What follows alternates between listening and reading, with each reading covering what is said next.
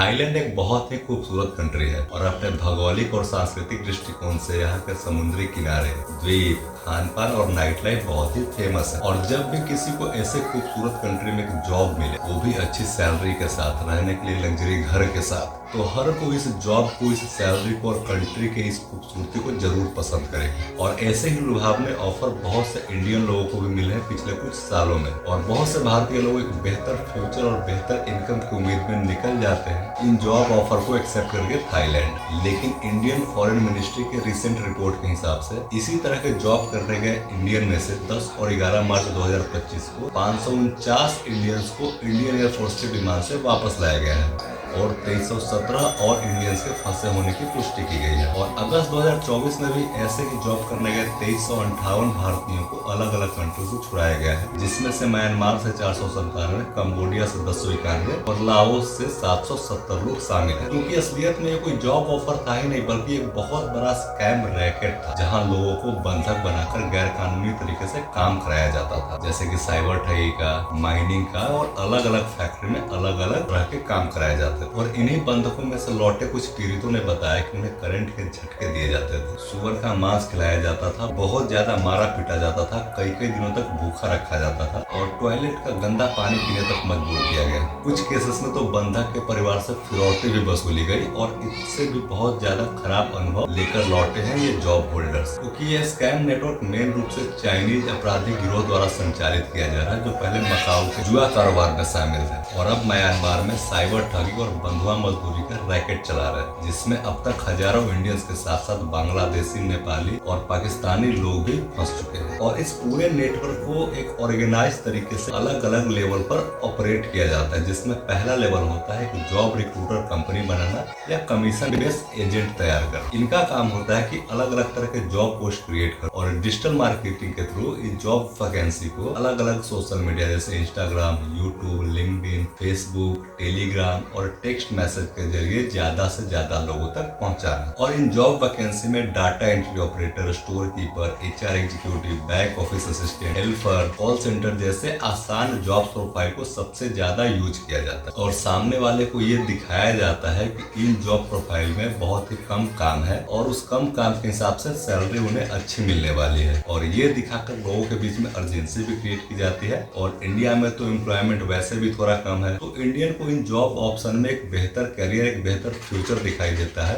और वो इस स्कैम के झांसे में आसानी से आ जाते हैं। और यहाँ से शुरू होता है इस स्कैम का दूसरा लेवल। जब भी कोई इस तरह के जॉब के लिए अपना इंटरेस्ट जाहिर करता है, तो पहले उससे कॉल पर उसके बारे में सारी जानकारी ले ली जाती है, जैसे उसका एजुकेशनल बैकग्राउंड क्या है, फैमिली बैकग्राउंड क्या है, फैमिली में कौन कौन है और क्या क्या काम करते हैं, कहाँ के रहने वाले हैं। और ये सब डिटेल लेने के बाद नेक्स्ट प्रोसेस होता है उनके एजुकेशनल बैकग्राउंड के हिसाब से उनको एक जॉब ऑफर देना। जैसे अगर कोई इंजीनियर है या किसी ने बीकॉम किया है, कोई 10th पास है या कोई कंप्यूटर बैकग्राउंड से है, तो सबके लिए अलग अलग फर्जी इंटरव्यू भी कराए जाते हैं और इंटरव्यू के बाद एक फर्जी ऑफर लेटर भी इनको दिया जाता है इनके जॉब प्रोफाइल के हिसाब से। और इस इंटरव्यू के बाद वर्क परमिट या वर्क वीजा की जगह में टूरिस्ट वीजा दिया जाता है, क्योंकि इंडियंस के लिए थाईलैंड में एंट्री बहुत आसान है, तो इस टूरिस्ट वीजा पे ज्यादा सवाल भी नहीं होता। और इस टूरिस्ट वीजा और जॉब दिलवाने के नाम पर भी लोगों से लाखों रुपए ले लिए जाते हैं। और कौन कितना पैसा दे सकता है इस जॉब के लिए, ये फर्स्ट कॉल में स्कैमर समझ लेते हैं जब वो आपसे एजुकेशनल बैकग्राउंड और फैमिली बैकग्राउंड के बारे में पूछते हैं। और ये जो अमाउंट कमीशन के रूप में सभी लेवल पर परसेंटेज के हिसाब से डिस्ट्रीब्यूट किया जाता है। और सेकंड फेज वाले स्कैमर का काम आपको टूरिस्ट वीजा के साथ थाईलैंड की राजधानी बैंकॉक तक पहुंचाने का होता है और उनका काम यहाँ पे हो जाता है खत्म। थाईलैंड में वीजा ऑन अराइवल का सिस्टम भी है, तो उसके लिए ठगी का नेटवर्क चलाने वालों के लिए ज्यादा पेपर वर्क की भी जरूरत नहीं होती। और यहाँ से अब शुरू होता है फेज 3। आपके बैंकॉक पहुंचते ही आपको थाईलैंड के एजेंट को हैंड ओवर कर दिया जाता है, जो सिक्योरिटी चेक और वीजा प्रोसेस के नाम पे आपका पासपोर्ट और बाकी के डॉक्यूमेंट अपने पास रख लेता है। और यही एजेंट ये डिसाइड करता है कि आपको उन्हें कौन से लोकेशन पर शिफ्ट करना है और क्या काम करवाना है, क्योंकि इन एजेंट्स के कांटेक्ट में मल्टीपल वर्क और लोकेशंस होते हैं और इनका काम होता है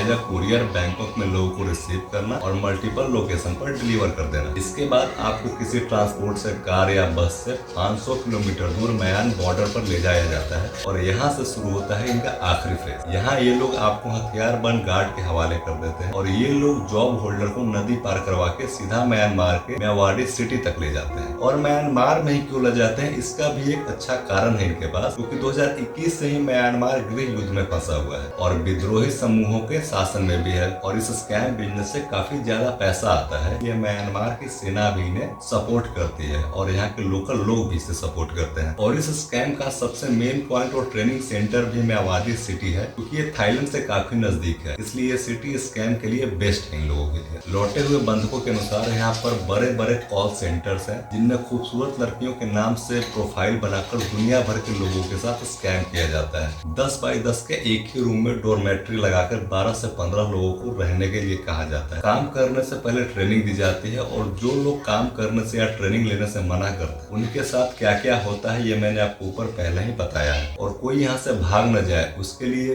पूरे एरिया को कटीली तारों और आर्म्स लिए गार्ड निगरानी करते हैं। और आर्मी और लोकल लोगों का सपोर्ट होने के कारण यहाँ के कॉल सेंटर पूरी दुनिया की नजर में आने के बाद भी बहुत ही आसानी से ऑपरेट किए जाते हैं।